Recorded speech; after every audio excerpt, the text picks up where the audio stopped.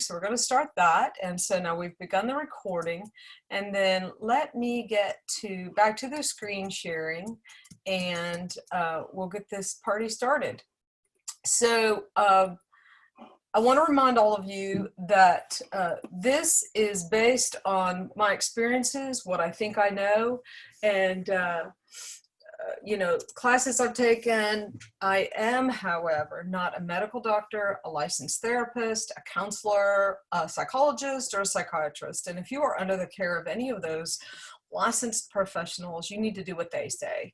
And if you want to make any changes based on what you hear in these videos or what you think you need to do, have that discussion with your medical professional before you change doing anything.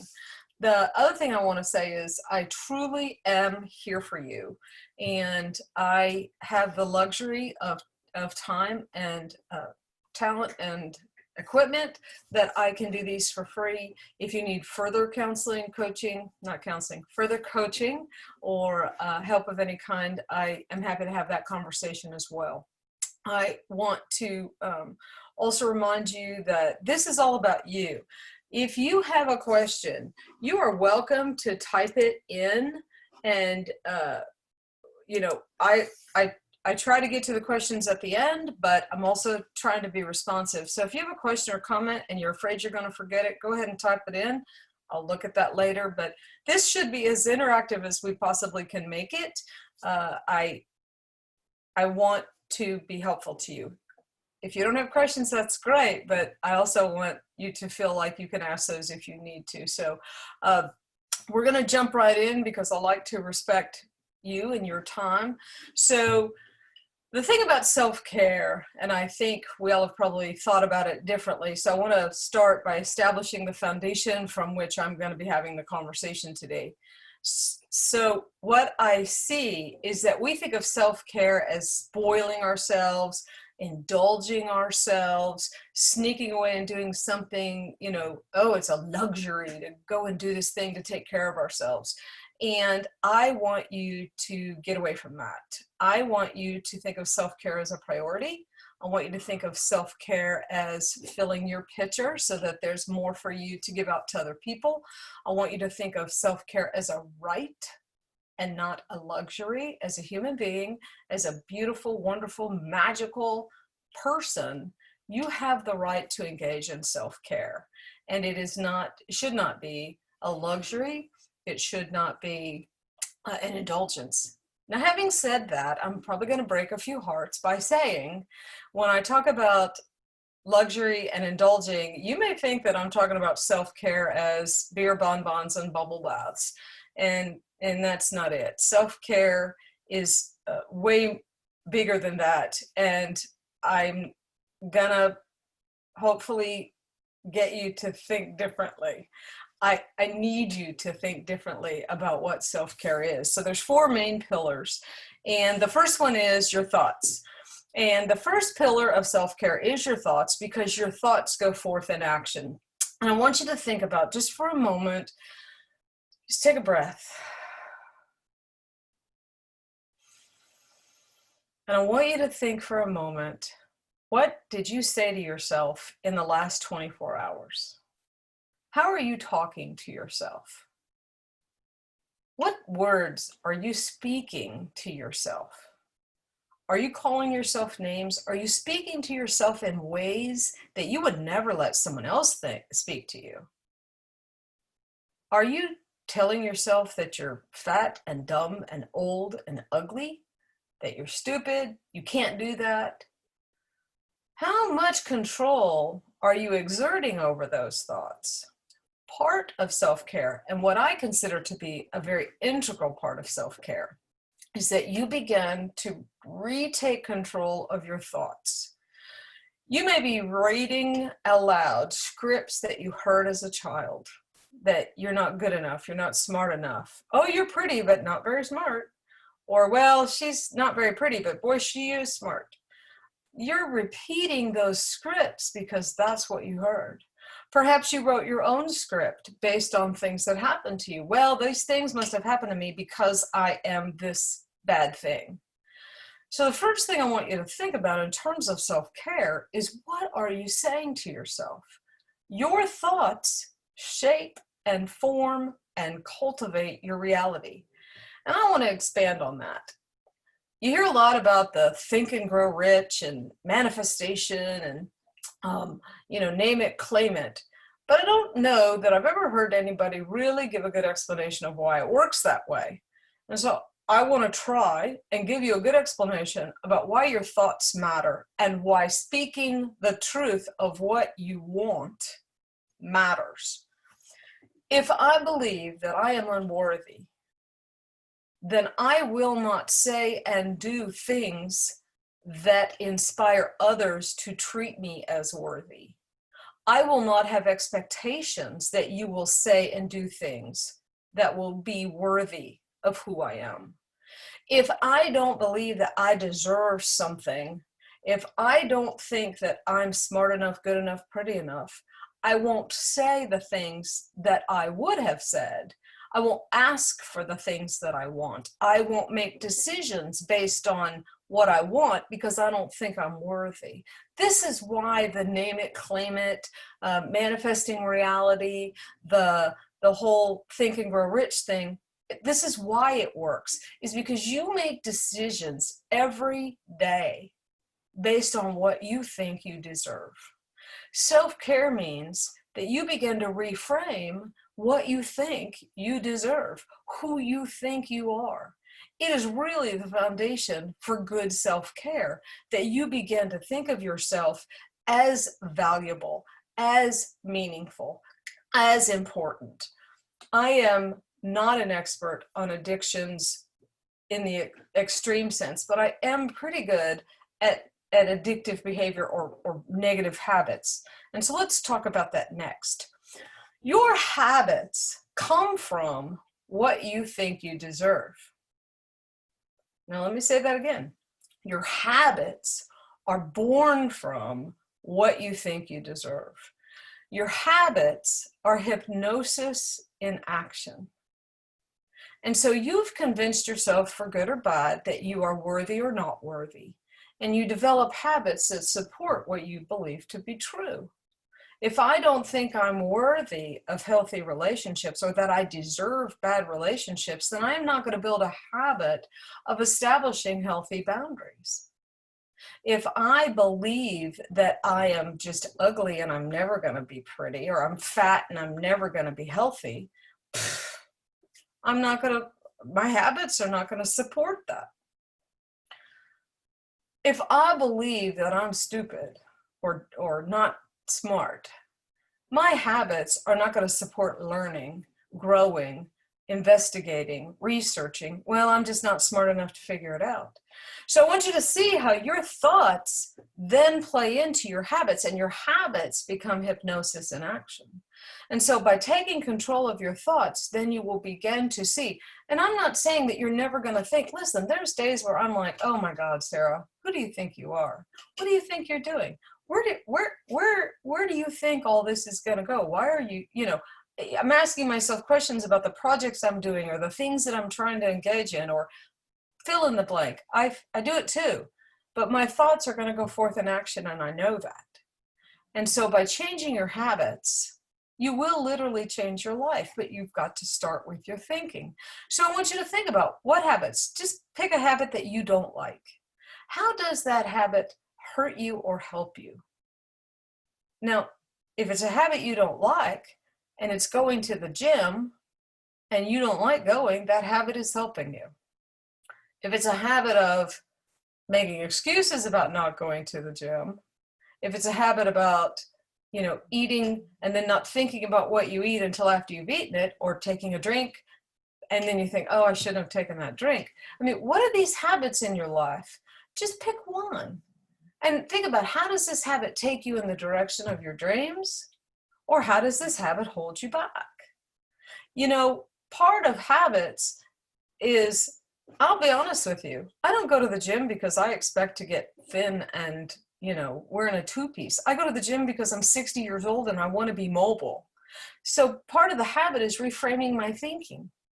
I mean, the habit isn't go to the gym because you ought to. The habit is, What kind of health do I want to experience? What kind of a body do I want to carry my brain around in? And so when you think of habits, reframe them instead of what we're taught, that we go to the gym so that we can be beautiful and skinny and have a six pack. Well, maybe that's the habit that you need to break, is thinking about our physical health in a different way. Another thing about habits that I want to talk about is healthy boundaries. A habit, and I find this much more for women than men, although men who are nurturers and who tend to be pleasers have a problem with this too. But boundaries are to protect you, but they're also to protect other people. The biggest boundary in terms of self-care is the ability for you to be able to walk away in love. And this is very difficult. And right now, I know that there are families being torn apart by the debate about, politics, the debate about a lot of things going on in the world. And sometimes self-care is you don't engage, and it means you walk away. Self-care may be that you set a boundary, like, look, we clearly cannot have a civil conversation about this. Let's not do that. Self-care may be the boundary of you walk away from the computer because you can't discipline yourself to not engage in these upsetting and disturbing and peace-breaking conversations. So that takes us to the next thing. A lot of times we think of freedom as self-care. Well, I'm going to take care of myself because I'm not going to go to the gym. And I use that as an example because everybody says, oh, I need to go to the gym. You need to move. What does that mean? Walk down the street, garden, sweep your deck. I mean, I don't know what that means, but for you, but discipline is freedom. Freedom is slavery to your passions. And I want to think about that. I want you to think about this in terms of self-care. Regret is typically what happens most often when we engage in those things that we think of as self-care. And I'm going to use beer and bonbons as the example. So, I'm going to go out drinking tonight. I'm so stressed and I'm going to go out drinking, and then the next day you're like, oh my gosh, that was like the worst idea ever. Or I'm going to eat that whole thing of ice cream or that whole pizza, and that's my indulgence, and I'm going to reward myself or take care of and then it's nothing but regret. Self-care is saying, you know what, I feel really stressed today. What would truly benefit me? What would I truly like to do to calm down or to disconnect? Or I want some sweet thing because it brings back memories as a child of a reward for doing good. We tend to be like amoebas in a petri dish where we get poked and prodded and we react this way and that. And we think of freedom as the ability to just do whatever we want. But when you are that way, you are slave to your passion. You aren't in control anymore. And what this series is essentially about is that by retaking your personal power and regaining control of yourself and your responses and your intentional living, that you begin to find the peace you seek. You find the comfort you want. You find the self-care. And so I want you to be thinking about, you're not going to always feel like doing the things that you want to do.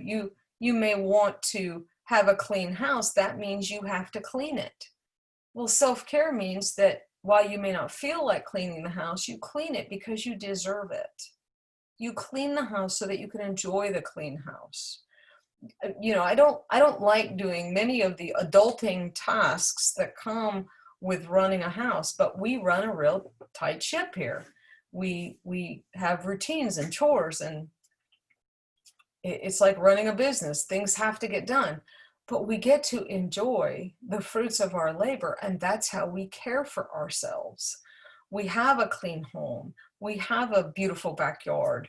We fix things when they break. Your house tends to be, your environment tends to be a reflection of how you feel, and then it feeds how you feel. If your house becomes messy, then you feel messy, you feel sad, and you don't want to deal with it. So the discipline of managing your business is self-care. The last thing I want to talk about before we bump into questions, and this is a little bit shorter today, I'm going to give you homework too, but the last thing before we bump into homework and then questions is, I want you to think about your peace. Part of self-care is maintaining peace. And I want you to think about, how gracefully are you letting go of things that are not meant for you? How many times do you find yourself plugging a square peg into a round hole because you think you want something and the universe has something else in mind for you? Your higher self knows what you need. Your angels and spirit guides are looking out for you. And many times we just get like a bull in a china shop and we know what we want. And I asked God for this thing and I'm going to go after it and get it. When the reality is God maybe said, not now, not that way, not there. So how gracefully are you letting go of the things that are not meant for you? The timing may be wrong. I don't know about the phrase, everything happens for a reason, because sometimes the reason is you're stupid and you make bad mistakes. You make bad choices. Not you're stupid, but you made a stupid choice. But sometimes I think we need to say everything happens the way it's supposed to. And many times, some of the worst things that I feel that happened to me ended up being the best thing that happened to me, because it led me in a different direction. I was looking in a different way. When it comes to peace, I also want to ask you, how well do you forgive? How well are you managing your grievances? Right now, it seems like we live in a pretty grievous world. We're angry.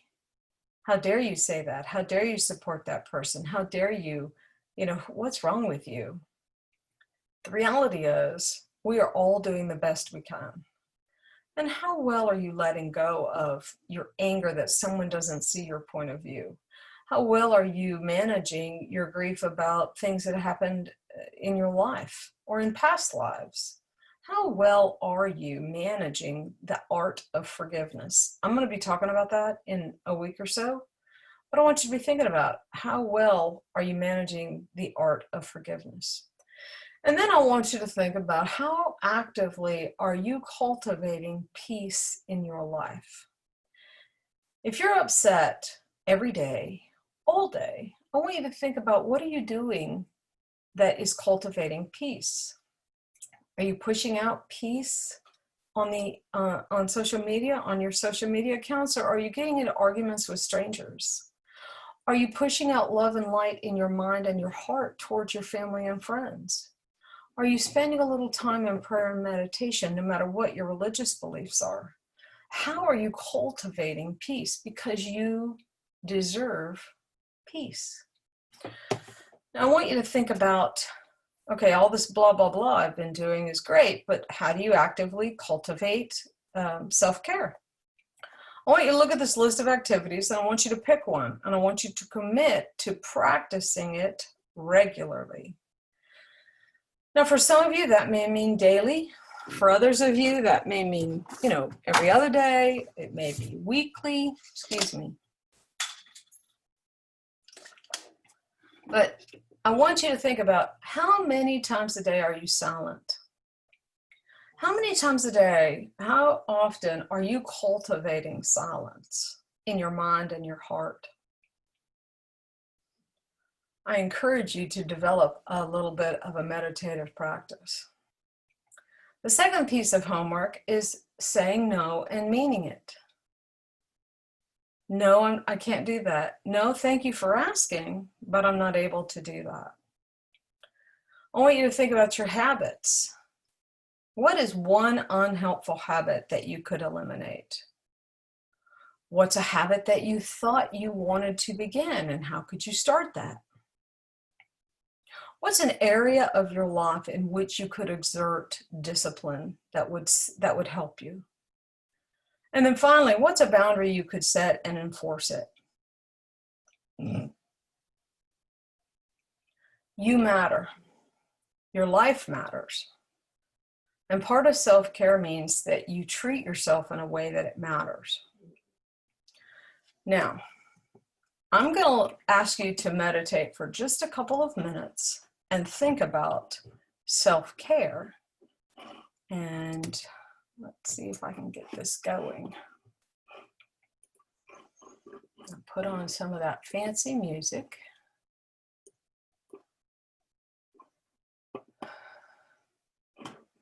And now, law of attraction gurus will tell you that thoughts become things. And in the next 60 seconds, all right.